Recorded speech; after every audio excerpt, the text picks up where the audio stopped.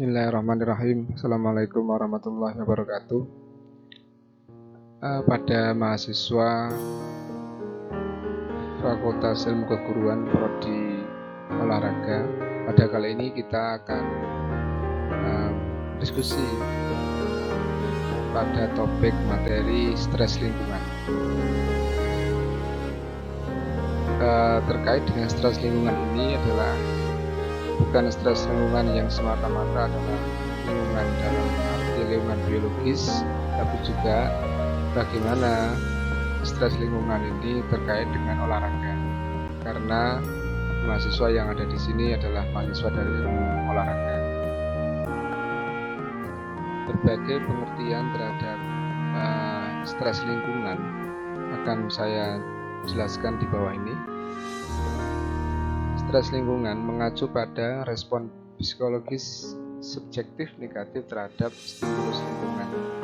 Stimulus lingkungan membuat tekanan pada seseorang, namun tidak sama pada orang lain tergantung situasi. Dengan demikian, tekanan lingkungan adalah interaksi antara individu dan stimulus eksternal. Tekanan lingkungan di habitat baru dapat memfasilitasi kegiatan adaptif. Ini dalam definisinya. Stresor lingkungan adalah faktor yang pengaruhnya menghambat produktivitas, keberhasilan reproduksi, dan pengembangan ekosistem. Produktivitas ini berlaku umum. Definisi stres lingkungan juga ada yang menulis tekanan pada lingkungan yang disebabkan oleh aktivitas manusia, seperti pembentukan polusi atau oleh peristiwa alam seperti terjadinya kekeringan. Dan lingkungan sering dianggap menyebabkan kerusakan pada kesehatan mental dan fisik dengan berkontribusi pada tekanan sosial dan kesehatan. Stresor lingkungan berhubungan dengan masalah kesehatan, yaitu penyakit kardiovaskular dan klinis epidemiologi, praklinis dan intervensi. Daripada kajian studi epidemiologis, praklinis dan intervensi, stresor lingkungan berhubungan dengan masalah kesehatan. Organisasi Kesehatan Dunia (WHO) juga menyatakan tekanan lingkungan bertanggung jawab cukup besar pada kematian global dan menghabiskan hidup dengan disabilitas. Dampak faktor risiko lingkungan seperti paparan kebisingan lalu lintas, polusi udara oleh partikel, tekanan mental, dan faktor risiko gaya hidup yang misalnya merokok pada kesehatan dan penyakit dengan fokus pada sistem pasti karbohidrat. Stres lingkungan dapat dikarakterisasikan sebagai kekuatan adaptasi dan evolusi dalam lingkungan yang berubah, dan itu adalah properti dari stresor dan stres. Definisi stres atau tekanan berbeda perspektif dengan intervensi, misalnya fisiologi, ekologi, biologi, evolusi dari berbagai tingkat, dari molekuler, fisiologi, organisme, sampai pada populasi. Penyebab stres lingkungan dipertimbangkan menjadi respon utama terhadap fitur fisik dan lingkungan. Stres ekstrinsik, stres yang terjadi dari luar, dihasilkan dari perubahan faktor abiotik seperti suhu, faktor iklim, komponen kimia, baik yang terjadi secara alami atau buatan manusia, dianggap sebagai agen stres yang paling penting. Selain itu, tekanan biotik seperti kompetisi, predasi, dan parasitisme juga dapat menyebabkan stres. Walaupun stres abiotik dan biotik dapat bertindak secara independen, kedua jenis stres ini sering bertindak secara sinergis sebagai organisme yang memiliki kebugaran subopsional karena stres abiotik lebih sering menderita predator dan parasit. Stresor mempengaruhi semua organisasi serta populasi komunitas. Ini masih terkisar antara stres lingkungan atau tekanan lingkungan terhadap kesehatan. Jadi tentu ada faktor, ada abiotik dan biotik. Namun abiotik lah yang sering ya, faktor abiotik. Nah, bagaimana tekanan lingkungan sering dikaitkan dengan lingkungan? Iya, kalau misalnya kita bicara tentang lingkungan environmental stress atau tekanan lingkungan atau stres lingkungan, seringnya dikaitkan dengan lingkungan fisik seperti populasi polusi, kekeringan pada hutan, dan juga tentang kaitannya dengan alam. Ini seringnya di sana. Nah, namun di lain sisi, resiko lingkungan terhadap kesakitan dan kematian juga ada. Jadi resiko terhadap mortalitas dan morbiditas. Resiko lingkungan berinteraksi dengan faktor biologis untuk menentukan kemungkinan mengalami kerusakan dari beberapa jenis seperti mengembangkan kanker atau menderita cedera. Penyebab kematian di Kanada tahun 2014, laporan ini juga menyebutkan bagaimana faktor medical cause, penyebab medis terhadap kematian, dan juga faktor lain. Di situ ada accident, suicide, homicide, all other caused by death, and all causes by mortality. Jadi ada juga faktor selain medical sebab medis, namun ada sebab lain yang menyebabkan terhadap kematian. Nah, masih di Kanada, kanker dikelompokkan berdasarkan kemungkinan penyebabnya dalam hal paparan lingkungan. Berikut ini adalah faktor risikonya dari mulai faktor diet, smoking, tobacco, infection, sampai pada geophysical factor, kemudian exposure to pollution, exposure to food additive, exposure for consumer product. Kita ambil bahwa di sini ada relative cause of cancer mortality. Penyebab relatif dari kematian kanker ini juga ada dari diet faktor, ada smoking, ada infection 30%, namun ada occupational exposure itu juga terdiri dari 4%, geophysical factor juga ada dari sunlight exposure dan indoor rendering. Nah, artinya bahwa kemungkinan paparan lingkungan itu ada terhadap kematian kanker.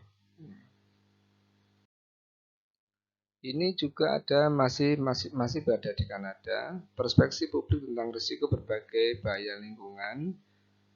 Publik kemudian memberikan persepsi bahwa faktor air pollution, polusi udara itu termasuk persepsinya tinggi 49% ya. 49% itu mengatakan high gitu. Meskipun di lain sisi mereka juga mengatakan smoking cigarette too high atau the highest level dalam hal pengisian persepsi ini. Namun kalau kita lihat tentang air polusi udara, penggunaan pestisida, kemudian sun tanning, ini juga termasuk kaitannya dengan lingkungan. Simpulannya, stresor lingkungan adalah faktor yang dapat menghambat produktivitas dan reproduksi organisme atau pengembangan ekosistem. Stresor dapat bersifat alami atau antropogenik dan dapat beroperasi dalam jangka pendek, baik akut maupun kronis. Nah, pengertian akut dan kronis kita sudah jelaskan di pertemuan yang lalu yang terkait dengan penyakit akut dan penyakit kronis. Berikutnya adalah risiko lingkungan terkait dengan paparan berbagai faktor di lingkungan. Jadi simpulannya ada risiko lingkungan terkait dengan paparan berbagai faktor di lingkungan. Berikutnya adalah kita kaitkan bagaimana stres lingkungan dan olahraga. Sebelah kanan adalah gambaran bagaimana seseorang atlet itu menggambarkan ada tekanan pada dirinya. Tapi apakah tekanan lingkungan atau tidak, kita tidak membahas itu. Tapi itu adalah gambaran saja bahwa ada tekanan pada seorang atlet. Nah, kita mulai dari kinerja fisik dan tekanan lingkungan. Kinerja fisik itu adalah physical performance. Kalau kita bahasanya performan ya, kinerja. Kinerja fisik terutama merupakan fungsi dari ukuran bentuk, jenis kelamin, usia seseorang, tapi tidak sepenuhnya demikian. Namanya kinerja, itu bisa daya kerja, semangat kerja, output dia bekerja, itu adalah kinerja. Dan stres dapat dikatakan ada ketika lingkungan dirasakan membuat tuntutan pada orang yang melebihi kemampuan mereka untuk mengatasinya. Arti tekanan adalah ada ketika lingkungan yang dirasakan membuat orang itu merasa ada yang melebihi kemampuan dirinya untuk mengatasinya. Maka stres umumnya adalah situasi atau kondisi yang menempatkan seseorang di bawah tekanan dan melibatkan penyesuaian dalam perilaku dan dapat menyebabkan perubahan yang tidak menyenangkan, kadang-kadang maladaptif, bahkan terkadang dengan kerusakan fisik. Ini adalah umum definisi dari stres. Nah, faktor lingkungan yang mempengaruhi kinerja dalam menurut Kimberly de Anna Dehel 2013, yang pertama lingkungan panas, yang kedua lingkungan dingin, yang ketiga permukaan rumput alami dan sintesis, yang keempat adalah polusi, yang kelima ketinggian permukaan bumi. Kalau kita lihat di sini saja kita bisa mengerti bagaimana saat ada atlet atau olahraga dia berbeda pada lingkungan. Misalnya atlet Indonesia yang negara tropis ya harus melakukan tanding di negara yang subtropis atau udara yang sangat dingin dan sangat panas, itu tentu perlu penyesuaian ya. Dan pasti akan menimbulkan stres tertentu dalam lingkungan, misalnya mudah capek, mudah panas, mudah haus, dan lain sebagainya. Nah, stresor lingkungan sekitar juga ada. Apa saja stresor lingkungan sekitar? Itu penerangan, angin, ionisasi. Yang keempat, tekanan udara dan ketinggian. Yang kelima, polusi udara. Udara normal adalah 78% nitrogen, 21% oksigen, 0,29% argon, dan 0,03 karbon dioksida. Ini yang normal. Kemudian yang keenam adalah stresor suhu dan kebisingan. Ya, Anda bisa melihat misalnya seorang pemain sepak bola dia bertanding malam hari dengan lampu yang tidak terang. Tentu itu adalah problem tertentu. Contohnya ada contoh penerangan di sini adalah penerangan secara ini ya, bukan hanya lampu gitu. Tapi shift kerja, jet lag, kualitas udara itu bagian dari sana. Nah, nanti satu kelas akan dibagi menjadi 7 kelompok. Di dalam zoologi saya kasih satu artikel, kemudian setiap kelompok mempresentasikan nomor 1, nomor 2, nomor 3, nomor 4, dan nomor 5, nomor 6, nomor 7 dipresentasikan di minggu depan ya sebagai pengganti perkuliahan perkuliahan yang ke-8 yang saya tidak masuk waktu itu karena memang sedang puasa. Kita tidak masuk sebagai pengganti pertemuan ke-8.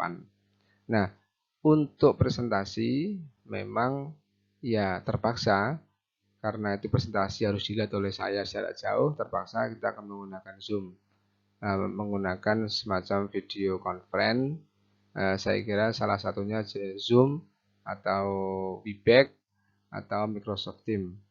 Tapi kemungkinan adalah Zoom jika waktu dekat-dekat ini atau minggu depan. Nah, bagaimana dampak lingkungan selama kompetisi Olimpiade? Di dalam artikel di jurnal internasional ini, kualitas lingkungan berpotensi secara positif mempengaruhi kesehatan fisiologis, kesehatan mental, dan kesejahteraan pada populasi atletik. Artinya, atletik itu dapat dipengaruhi oleh kualitas lingkungan saat dia bertanding. Misalnya terlalu panas, itu juga dia jadi emosi, jadi mangkel, mudah haus, dan lain sebagainya. Jadi pengaruh-pengaruh inilah yang kemudian harus diantisipasi oleh Anda yang nanti menjadi di dalam ilmu olahraga. Apakah nanti Anda menjadi atlet atau Anda menjadi pelatih atau Anda menjadi selain pelatih, atlet, mungkin Anda yang memegang suatu klub. Anda pikirkan tentang stres dalam lingkungan. Nah, bagaimana pengaruh konteks lingkungan sosial dalam stres dalam mengatasi olahraga? Di dalam artikel jurnal ini juga disampaikan bahwa rekan satu tim tertentu penting untuk penilaian stres dan coping dalam olahraga. Di sini dijelaskan tentang antara official dan satu tim, ternyata rekan satu tim itu yang penting dalam penilaian stres dan coping. Coping itu adalah bagaimana dia mengatasi suatu stres, mengatasi sesuatu hal, dalam ini stres. Maka rekan satu tim menjadi sangat penting untuk melakukan pendekatan ke tim yang lain. Nah, kerangka konseptual tentang bagaimana faktor-faktor stabil dan situasional secara langsung dan tidak langsung mengaruhi stres dan coping, proses coping dalam ranah olahraga akan saya presentasikan, perlihatkan pada gambar di bawah ini.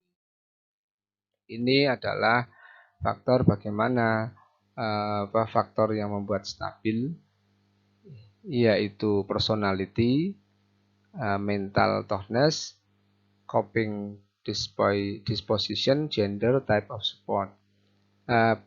Faktor-faktor yang stabil ini juga mempengaruhi pada event, appraisal, coping, dan outcome. Pada event lah important competition. Kemudian pada appraisal ini contohnya adalah serious threat for self or team. Jadi ancaman yang serius pada diri sendiri atau tim. Kemudian copingnya berpusat pada problem, berfokus pada emosi dan pada penghindaran, dan juga mempengaruhi pada outcome, mood, emosi, performance, coping, effectiveness.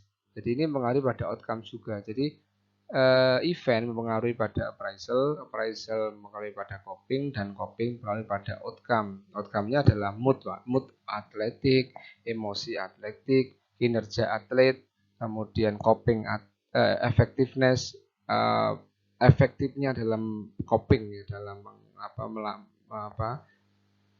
coping strategi pada dirinya terhadap stres. Ini penting yang dikaitkan dengan stable faktor di atas.